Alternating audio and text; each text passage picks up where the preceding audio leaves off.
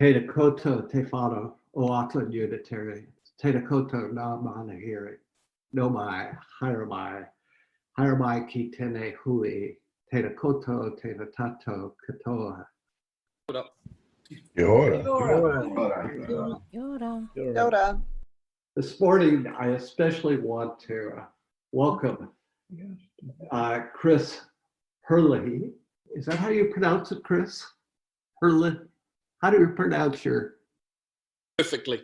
Herlihy. Herlihy. County Cork in Ireland.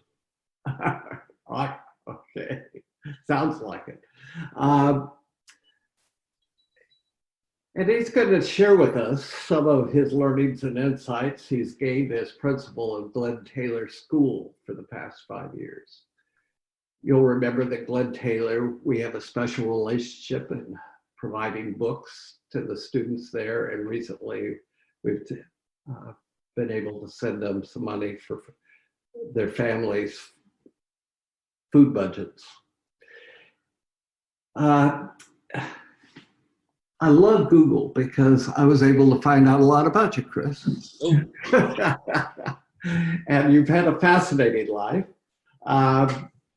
He's been the principal there for 5 years, and he's had some experiences that were quite interesting before becoming principal of a Decile 1 school. He's a Kiwi, born in Hamilton, and with his family moved to America to follow his father, who was a softball pitcher coach. But in his teens, they moved back to Auckland, where Chris apparently was born with a prowess as a table tennis player. So don't be tempted to play him for money. He represented the New Zealand national team at the age of 15 and spent 3 months coaching, studying in Japan, and was ranked 5th in the world's junior tennis ranking. Once again, Chris was selected to represent New Zealand in the doubles for the Sydney Olympics 2000. But instead of qualifying, not the Olympics itself, unfortunately. We didn't qualify.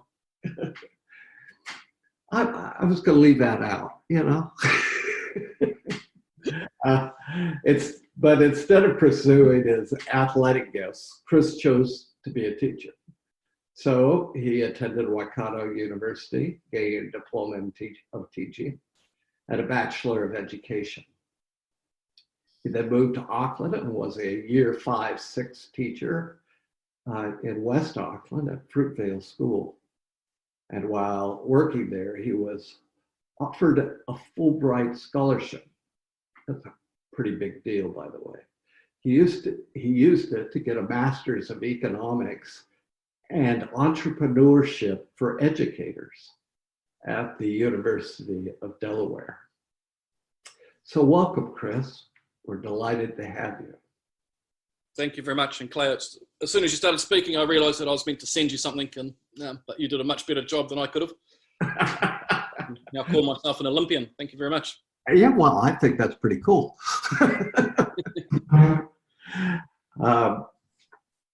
So now let us come to worship together. We may just seen each other's faces this morning, give us shelter. May this Zoom meeting, the Zoom community, break through our loneliness.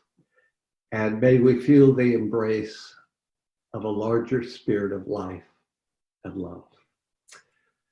So Chris, one of our traditions is to light a chalice, but we have to do it, which is the symbol of Unitarian Universalism.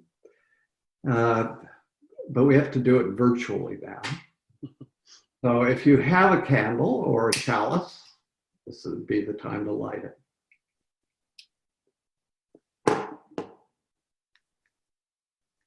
We light this chalice for the children and teachers of Glen Taylor School and for us, celebrating the flame of faith lit in each of us, honoring the light each of us bring into the world, rejoicing in the community we create together.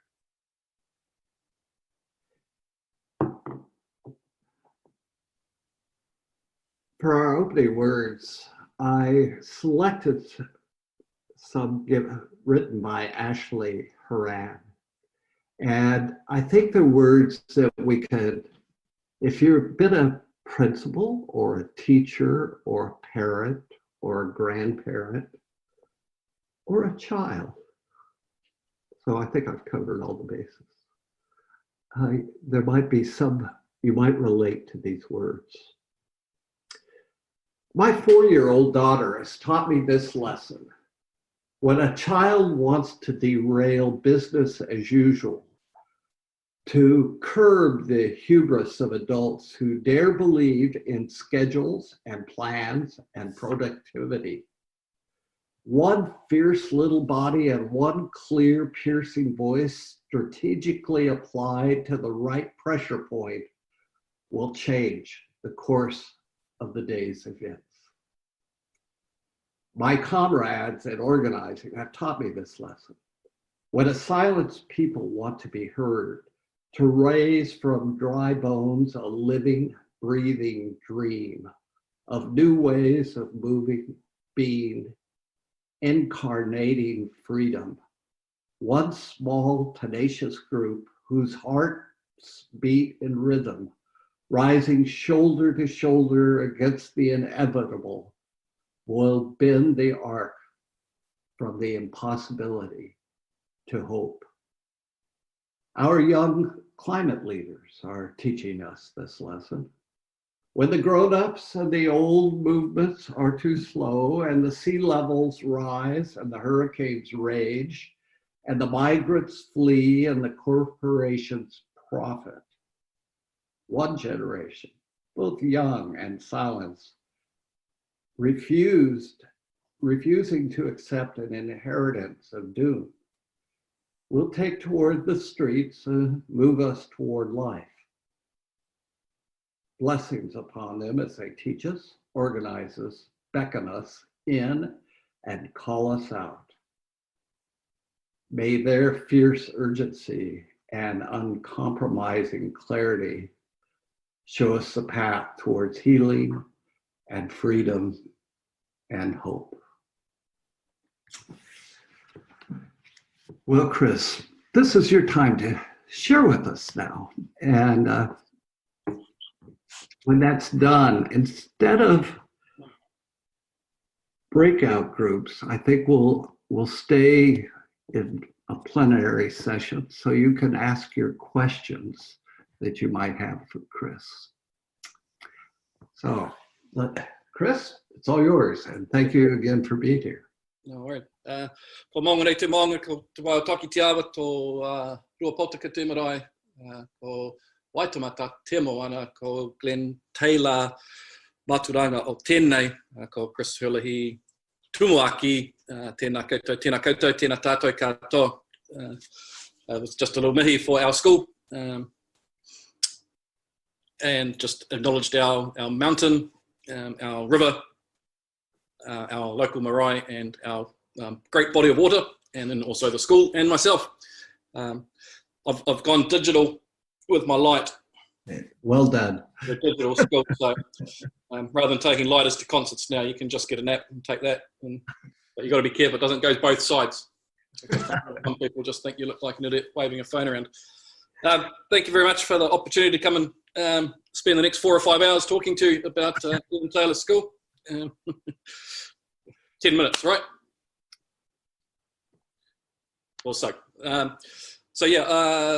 Like Clay said, I think it's my 20th year of teaching.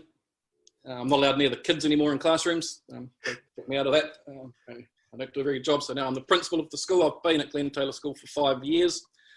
Prior to that, I was deputy principal out at Kelston out west for 7 years.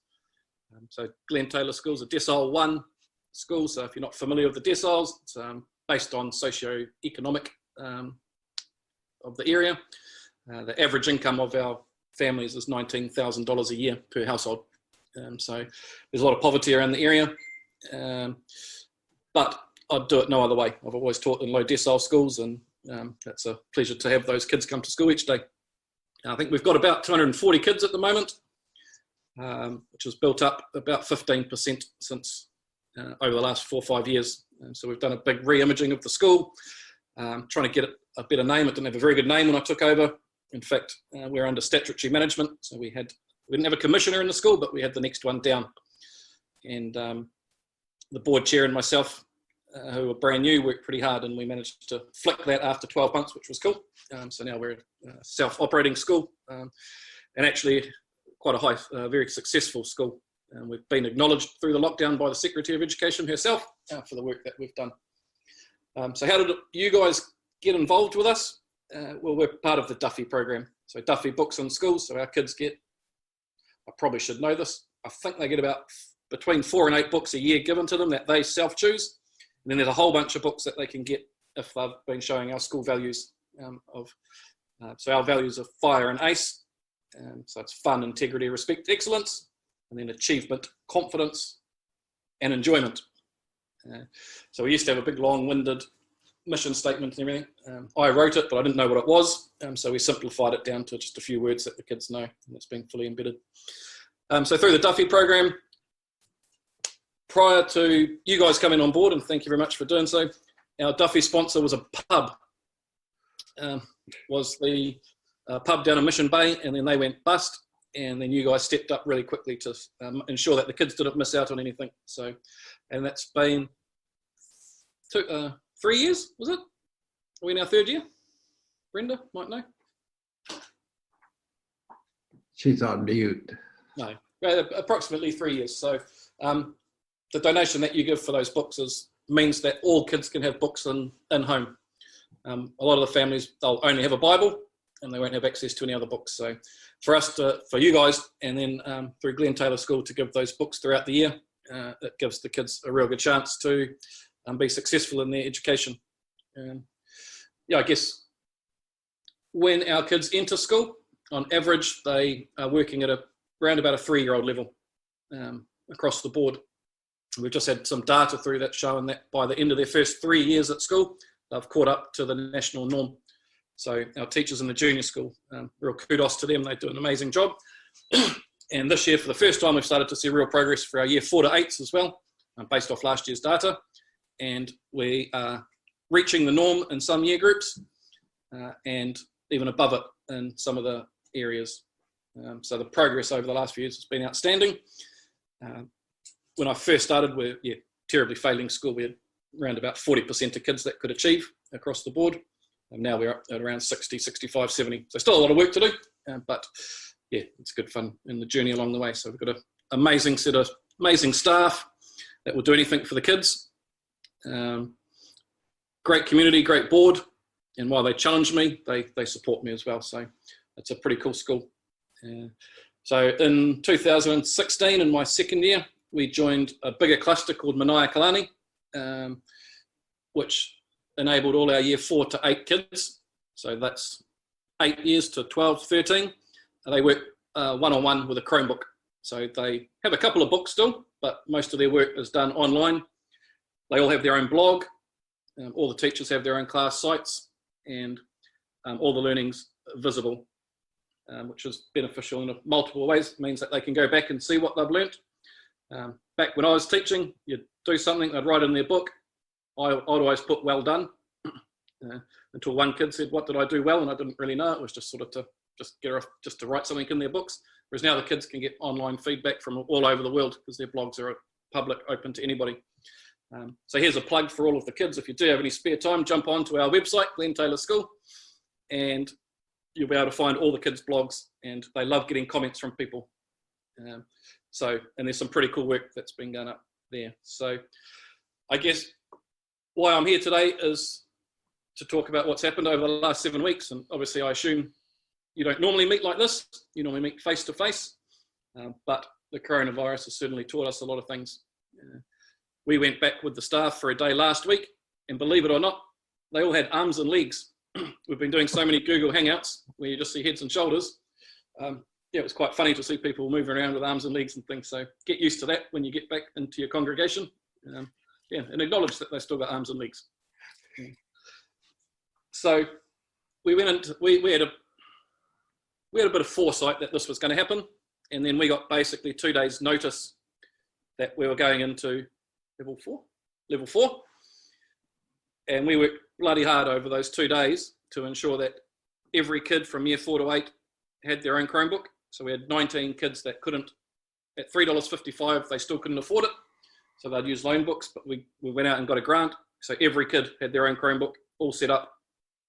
And the junior teachers put together learning packs with reading books, playing cards, all sorts of things. And we hand delivered those on the day before lockdown. So our kids on the first day of lockdown were learning. The DP, Johanna and myself, set a precedence that the teachers would meet with their kids 3 times a day on Google. So they'd meet in the morning, then they'd do one at 10:30, 11 o'clock, and then one in the afternoon. Some schools out there do one a fortnight type thing. So our teachers jumped on board, and then I did the stupid thing of saying that I wanted to work with the kids as well. I regret that because it's taken up a lot of time. It's been good to meet with the kids, but it is time consuming. So I meet with them once a day. And during the holidays, we met with them twice a day, the DP and myself, while the teachers were on holiday. So some of the work that I've been doing is outstanding, which you'll see when you go and check out their blogs. The biggest thing we were worried about was how would the kids' well-being and health suffer during lockdown. A whole bunch of our kids rely on our school for breakfast and lunch, and also take-home food for bread and stuff. And so we're thinking, golly, I have to watch my language, so I can be quite, can usually say different words, but I'm going to say golly. We're very worried about these kids. What can we do? So we started working with people and asking people, and we got a whole bunch of donations and food given to us, which arrived at my house, a whole bunch. And rather than me putting food parcels together, we used Steve Herlihy from the Breakfast Club, which meant that the food did get spread across 3 schools, but it meant that I didn't have to have that on my plate as well. And then you wonderful people stepped up, and this check arrived for $1,000 to start with, which was over the moon. And so I let Steve know after talking with Brenda, etc., to say, look, it's not all going to go on Glen Taylor, but it will help the kids in Tamaki. And then lo and behold, there was another $670 came from you wonderful people.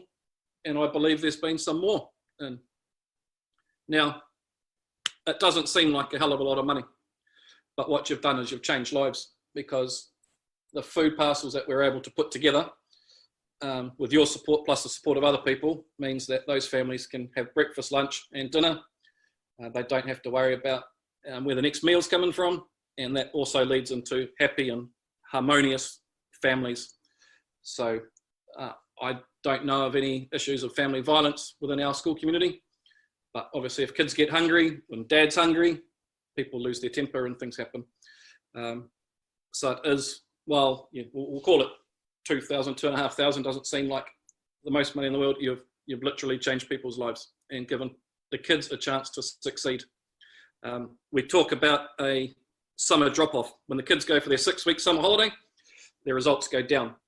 In fact, in some of the research, when you're about 7, there's no point going to school, because you make all that progress and you lose it over summer. So if any of you got young kids, and I see a couple of people do, when they're 7, just send them to work for a year between 7 and 8, because they're not going to learn anything anyway. So what we decided is we didn't want to have a COVID drop-off.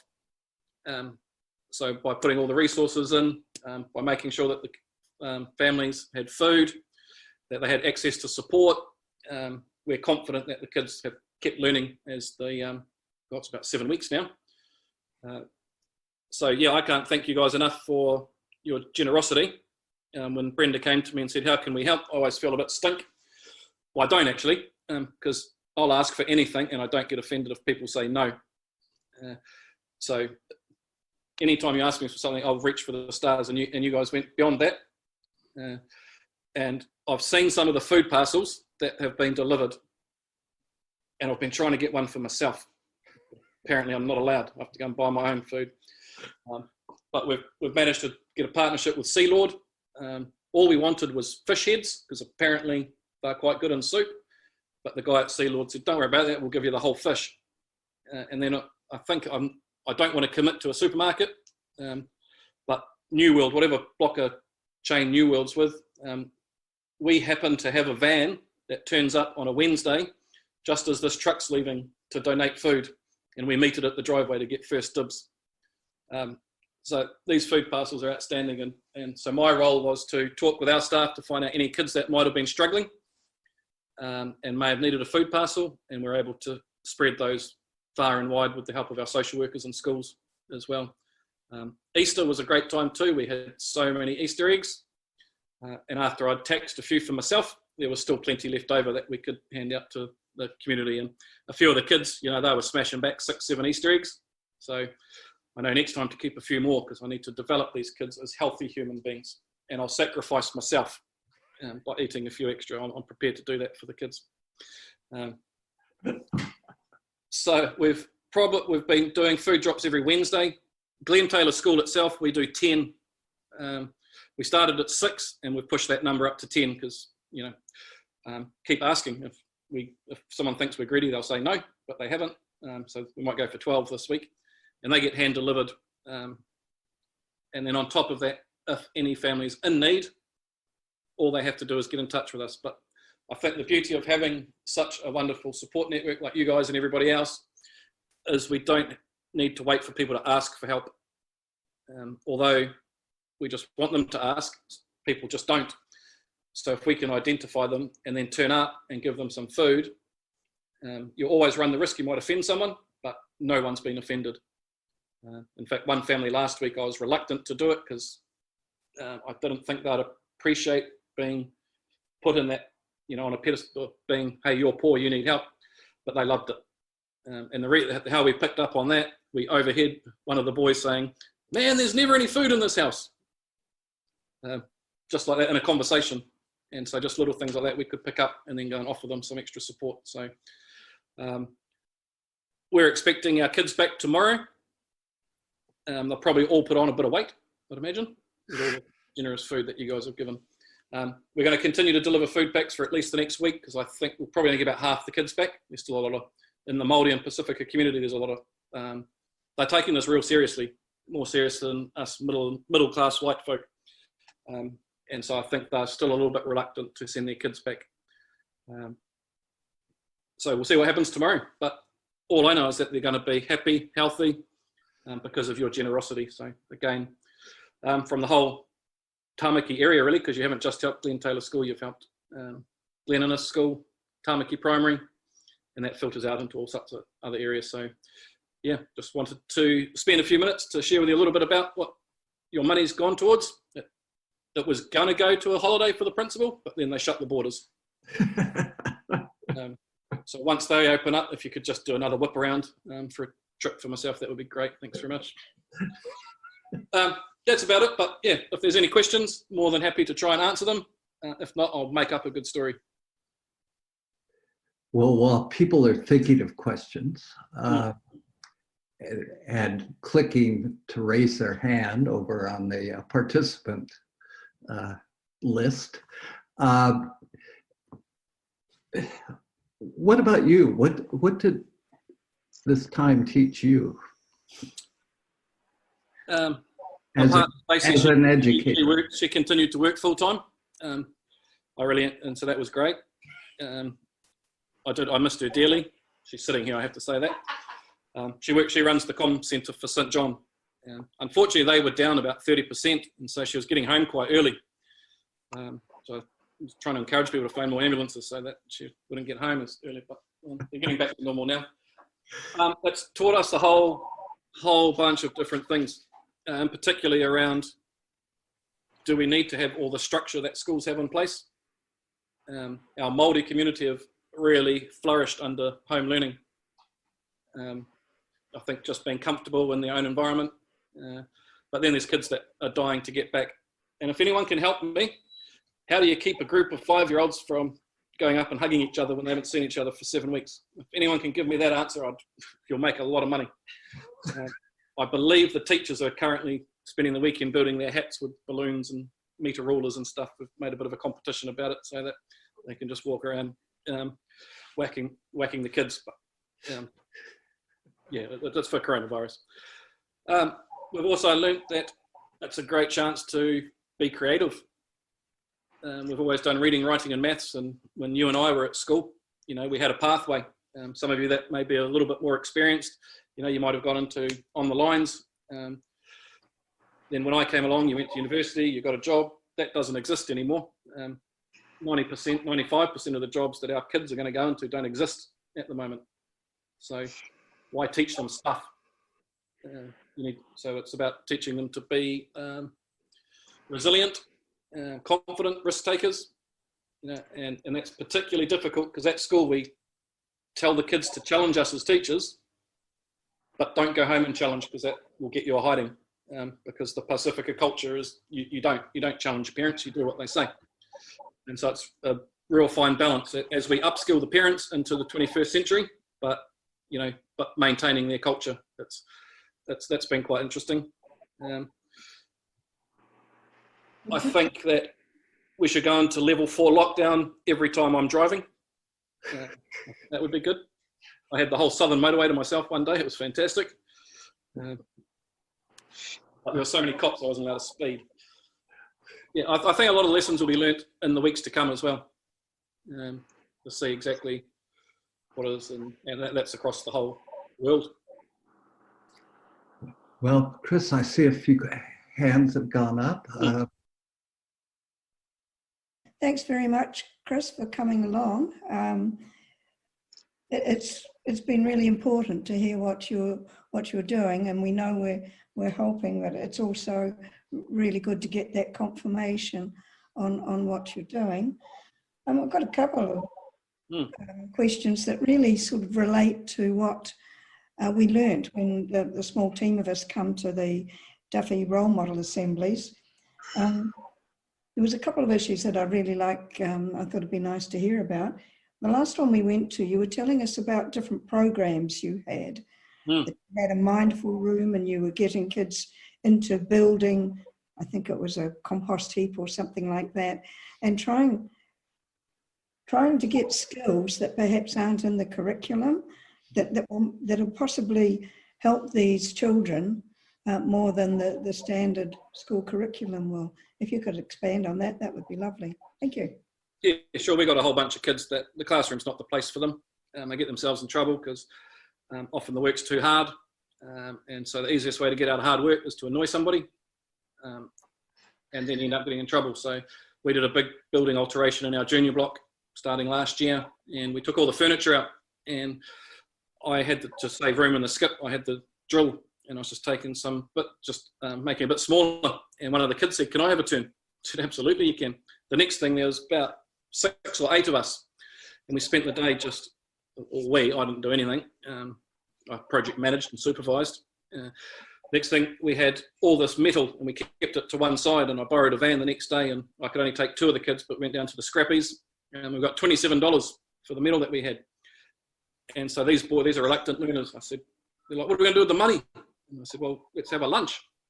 But you got to plan the lunch, and this is your budget. You only got $27. They ended up having quite a bit more, but they think they did it for $27.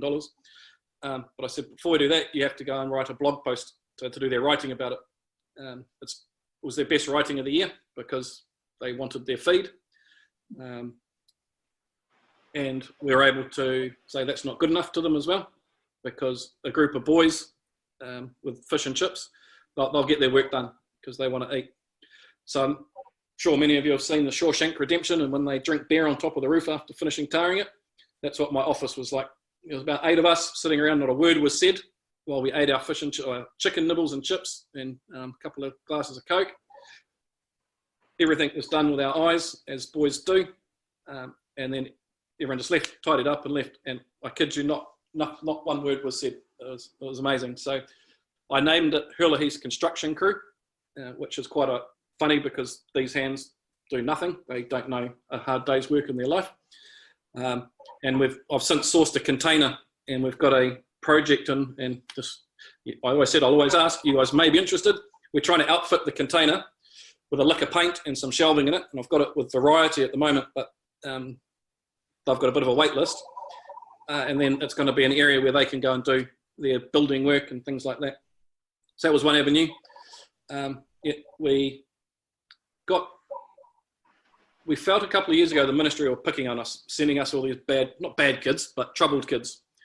And we got a bit angry with them and had a go at them. And the next thing, they gave us some money and said, well, go and do something. We said, okay. And so we've started a wellbeing project.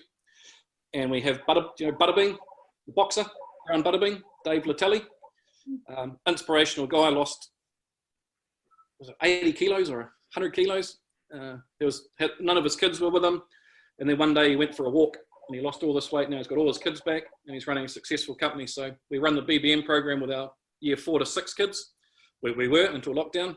And so they come in and they do 30 minutes mindfulness, 30 minutes of the BBM, which was their program, and 30 minutes of, we call it kapa haka fit, so it's cultural fitness. So the kids, their whole middle block, which is prime learning time, is all being done for well-being and physical activity, because it's not rocket science that if a kid's healthy and feeling good, they're going to learn better. So yeah, we're looking forward to start that in a couple of weeks. And then alongside that, we've turned part of it's the old boardroom in the hall into a brand new kitchen. We got donated a $10,000 kitchen from Kitchen Mania. They said I wasn't allowed to have it here at home, so I kept it at school, and it's just being installed now. So we've got all appliances, washing machine and dryer. As you know, 12 and 13-year-old kids stink, and they do. And so now we're going to be able to give them the life skills to say, hey, why don't you and a couple of mates go and wash your shirt? Because all our year 7/8s get sponsored shirts and they're all quick dry, so there's no reason that they can't do it. So just little bits, things like that will help them with skills that they'll need. And then we're nearly completed. We've got this huge bike track we've just got funding for, and it should be finished in the next week or two, so you guys can all come along and jump on a mountain bike and go for a zoom. It's got a seesaw and jumps and ramps, and so that's all. We didn't have to pay a cent for that. Try to think of a few other projects around the place. We were working with the men's shed. Some of you might be familiar with that. Runs out of next to Remuera Golf Club.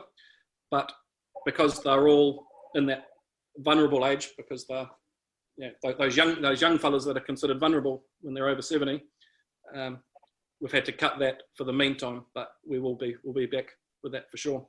And there's a great man that you may have heard of, Dr. Sherrod Paul. I've been working on a project with him for about 5 years now, since I first met him. I don't think we've achieved much, but when you actually step back, we have. So we've got a purpose-built classroom on site that he donated. And when he's not traveling the world or writing books or saving people's lives, he'll pop in and have a chat with me. And so we're trying to do a huge launch of the bike track, the kitchen, the container with the construction, and get heaps of high-profile people there. We want to go TV. I want TV for this launch. And it was meant to be in April, but everything's happened. It'll be when it will be. But you guys will definitely be invited. Okay. Come along, I'd offer you a saucy roll, but we probably can't have them if it's well-being. Asparagus sandwich, eh? So that's just a couple of the exciting things. And the latest head brain idea I have is our public health nurses work out of this horrible room. So I'm in the process, you might be able to help me out, of getting a Medicube. It's a purpose-built medical centre that the public health nurses can be treated like professionals. So if you can write me a cheque for $88,000, I can have it ready to go in the next couple of weeks. I've just started the first conversation with that. And then overriding all of that is it's likely our school will get bowled in the next 3 to 5 years through role growth development. So we're putting in a plan now of what the new school will look like. We're likely to keep the hall and the horrible Moreton Bay fig tree at the front that some of you have seen. It does my head in, but they'll stay in there. Everything else, we're just starting from scratch. So we're looking at outdoor learning environments, health facilities. Because a lot of our kids that have appointments at Starship or Green Lane, they don't go because they can't afford to get there or they can't afford the parking, even if you offer them support. And so I met with Ann Tate, one of the paediatricians, and the day I was there was about 80% of DNAs did not shows. So if we can get them out to school, but in an environment where they're treated like the professionals they are, we can make a real difference. Chris, I've got a quick question for you. We've got an election coming up in a few months, and I like going to some of the election talks to meet and greet the candidates. What would be two things that would make a big difference in the lives of your school and the pupils that we should be asking the politicians?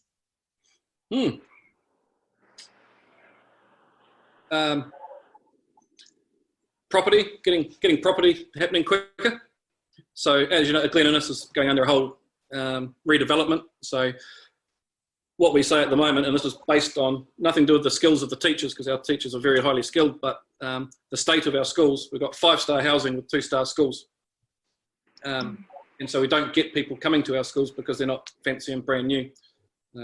So making sure that that money doesn't disappear and expediting it a bit would be good. The other one, and I don't know the answer, but it's providing the social systems so that kids can access health professionals. Lunch in school is a tricky one. I love the idea, but the teachers can't do it. We can't do it. So who's going to cook those wonderful lunches?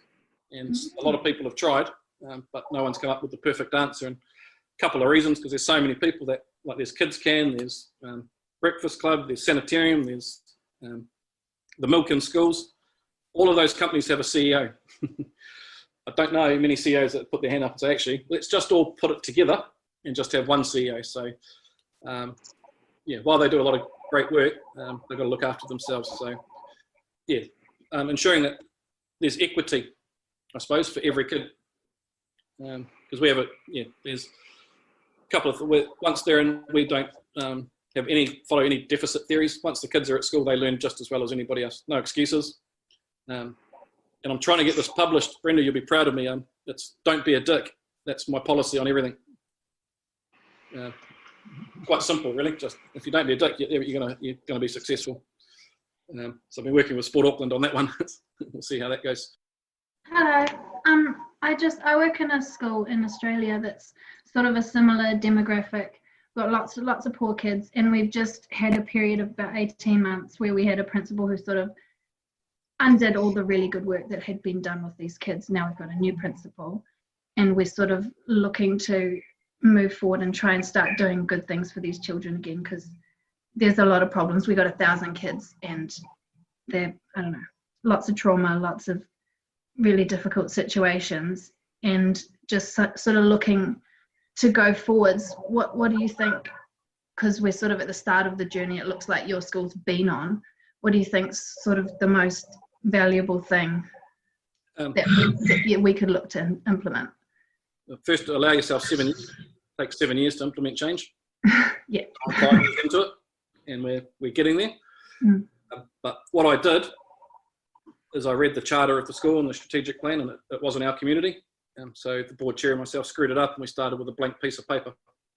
I didn't realise what a task that was, but it took 8 months to come up with, because we got all the parents involved with it, and it's owned by the school. And that's where our vision and value came out of. That now lives and breathes every day. So that's probably the first thing. And I've assisted people with how to do that, and I'm more than happy to do it because I quite enjoy it. So if people don't know how to start, I'm more than happy to sit down for a couple of hours. I've done it with some of my sisters' kids, early childhood centres and things, because you don't know what you don't know. A blank piece of paper is real scary when you know that it's got to sum up your whole school. The other thing is, like I said before, don't get tied up on the academic side of it. Social skills, soft skills are our kids, that's going to make them successful. Artificial intelligence can do everything better than us, and it's not going to go away.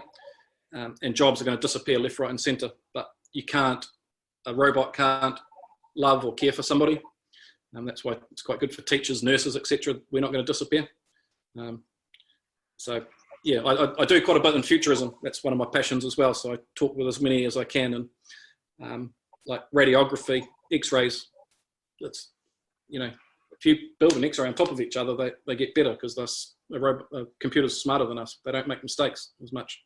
And apparently lawyers are the next one to go. But more I don't think it'll be OJ's lawyer or anything like that when they have a set skill, but anything that requires a formula, you just don't need to know.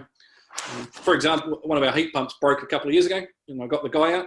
We put this machine down. I said, "What are you doing?" He goes, "I just measured the area, volume, and perimeter of your classroom."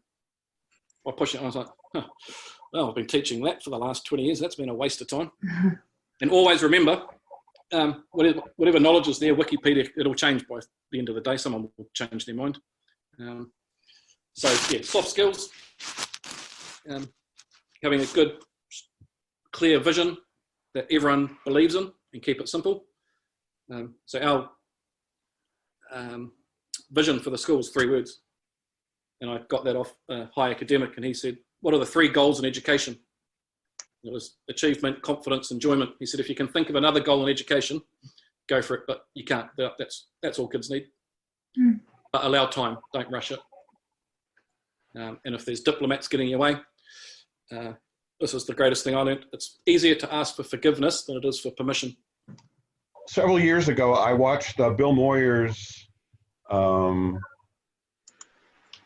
documentary on the transformation of various school systems, and one of the principal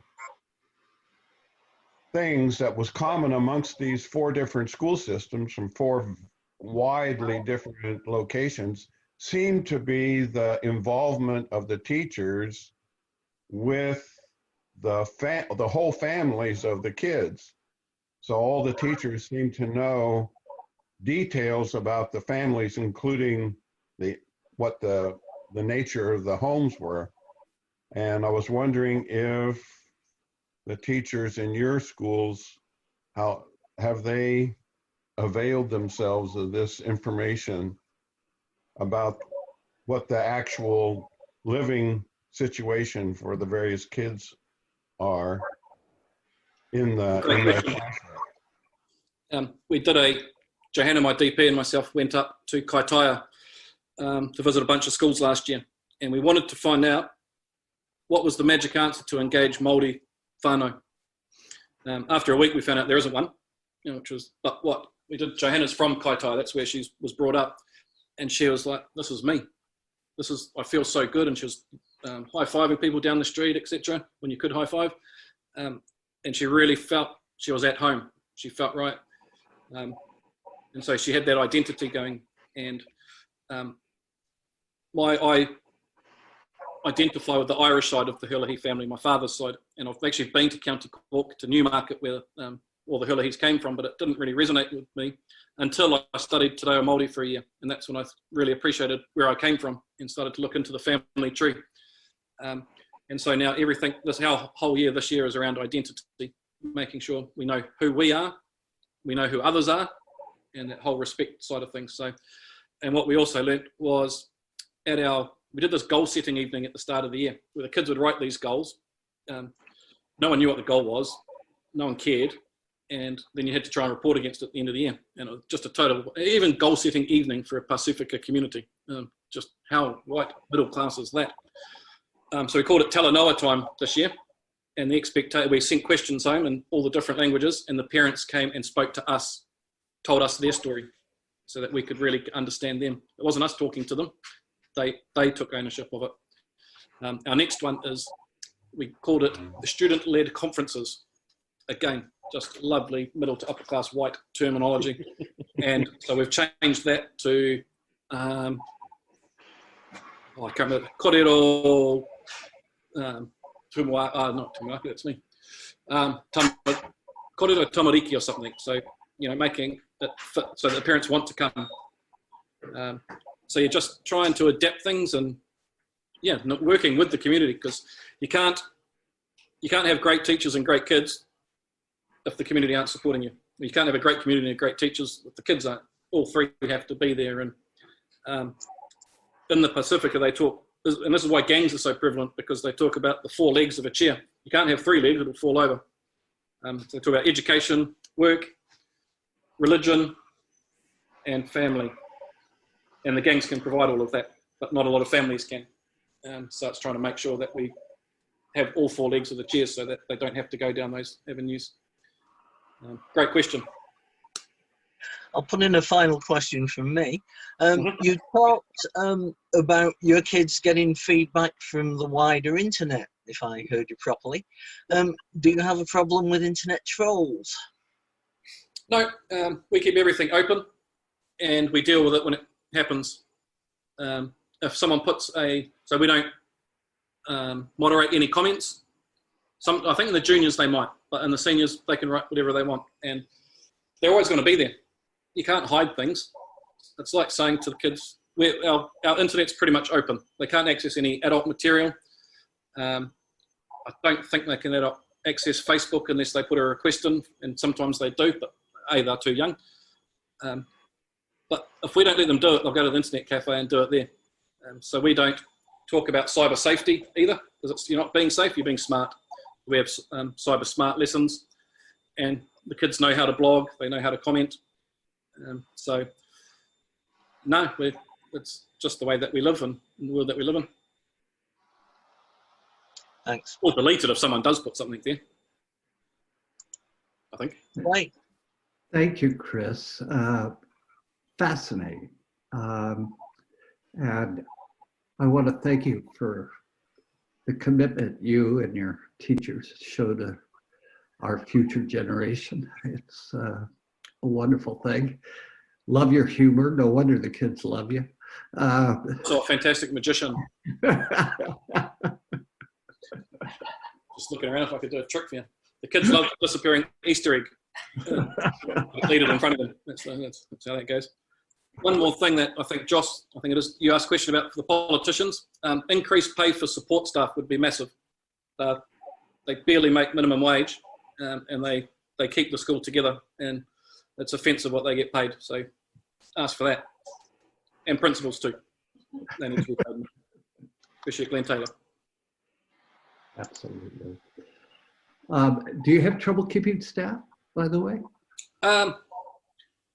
They say that you lose 50% when you take over a new school, and I achieved that, but for good reasons. No, we've got a pretty stable staff now. It's hard to get teachers. There's a joke going around that if they breathe, they can get a job, or even if they're still slightly warm, they will employ them. But it is getting better. We also recruit from overseas now. We don't accept mediocrity. So we've got South Africans, Canadians. I think we've only got 2 teachers that were born and bred in New Zealand. Oh, wow. Russians, Samoans, Tongans, and I'm half of each. Chris, to you, I've got to say on behalf of the Peace and Social Justice group and the congregation who've donated to you, I say thank you very much for coming on today and explaining what your school's all about and how that small contribution from us assisted there with the aims and the school and what you're doing. I'm very grateful for you coming across this morning, Chris. Thank you. And this is a joy for you. Thank you. And now it's time to extinguish our chalice. So please join me in those words. We extinguish this flame, but not the light of truth, the warmth of community, or the fire of commitment. These we carry in our hearts until we are together again.